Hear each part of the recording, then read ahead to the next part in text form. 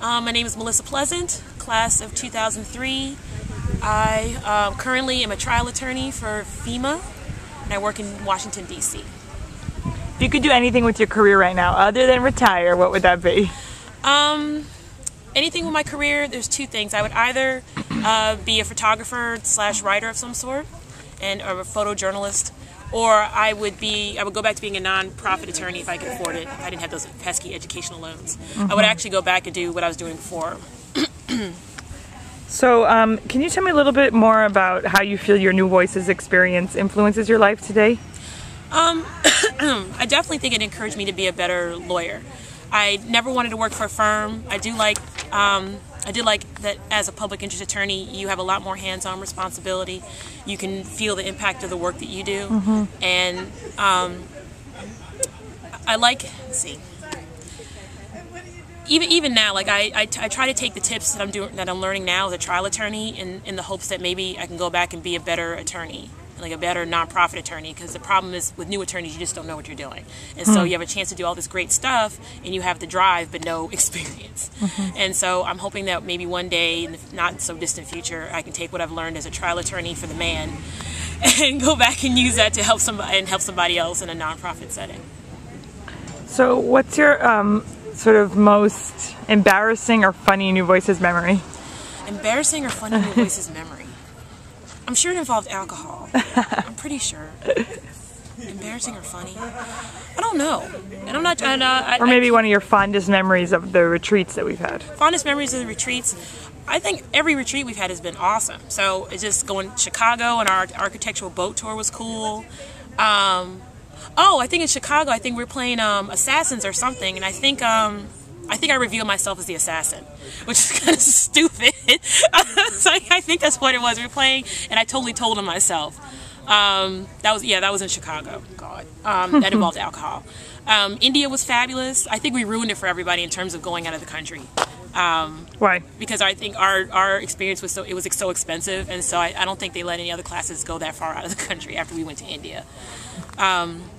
But all of them, every different retreat is always fun. Even Sedona with no cell phone reception in the middle of nowhere was fun. I've always had a great time. Cool. Let's see. I'm trying to think what to ask. Hold on. I like this question. Okay. So,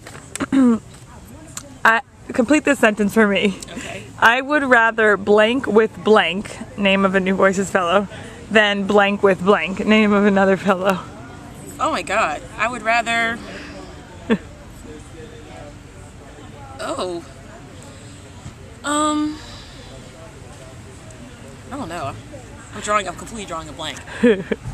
That's okay. We can move on. So, if you could make a documentary about anything, what would it be on right now? And tell me about it. Right now, I was actually thinking I wouldn't mind going back and doing a documentary on juveniles who've been serving life sentences. And I say this because the Supreme Court last week ruled that you can't sentence a juvenile to life for a crime that didn't involve a homicide. And they've identified about 120 people who are serving life sentences without parole for crimes that didn't involve someone dying. And I wouldn't mind going back and seeing who those people are, because one of them was one of my former clients when I was a New Voices fellow. And so I wouldn't mind going back and seeing what happens to him and seeing that process and seeing if these people can actually get out and what happened to them, like what they did, and just following up on them and seeing if the Supreme Court decision will really impact them. It's rare that you get to see a law passed as an attorney and just have something, a new law passed that actually really directly impacts your work. So I think that'd be really cool. Can you tell me a little bit more about representing this juvenile? He was one of my very first clients when I was a law student, and because I started working for the Innocence Project as a law student for credit, and then I ended up applying and became a fellow, and I started working in Mississippi, but I continued to work on his case. And I wasn't able to finish working on it. Most of these cases take about 3 to 5 years before any action is taken, and so it just wasn't there long enough. And he's my age, and he's been in since he was 16. I'm 33.